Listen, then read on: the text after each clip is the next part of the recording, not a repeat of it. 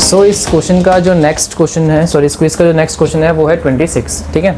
The third term of an AP is 16 and the nine term is 34, find the first term and the common difference. हमें क्या दे रखा है, हमें इस एक एपी की थर्ड टर्म दे रखी है कितनी 16, और उसी एपी की हमें नाइन्थ टर्म दे रखी है कितनी 34, ठीक है। हमें क्या निकालना है, हमें फाइंड आउट करना है फर्स्ट टर्म और कॉमन डिफरेंस। पहले हम इसको इसके फॉर्म में लिखते हैं, ए प्लस थर्ड टर्म है तो 3 - 1 कितना हो जाएगा 2, एंड 2 × d कितना होता है 2d इज इक्वल्स टू 16। ये हमारी फर्स्ट इक्वेशन आ गई। सेकंड इक्वेशन क्या आ जाएगी, a प्लस 9 - 1 कितना होता है 8, और 8 × d कितना होता है 8d इज इक्वल्स टू 34। इतना क्लियर है। अब प्लस माइनस हो जाएगा, प्लस माइनस हो जाएगा, प्लस माइनस हो जाएगा, इस सबको सब्ट्रैक्ट कर देंगे, ठीक है।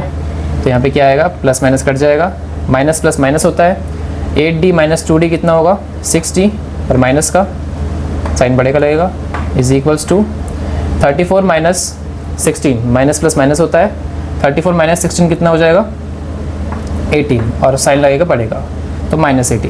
यहाँ पे मैं करके भी दिखा देता हूँ। 34 को जब हम 16 से माइनस करेंगे तो ये कैरी लेगा, 14 में 6 जाएगा तो 8, एंड 2 बचा यहाँ पे, 2 में से 1 गया तो 1, ठीक है।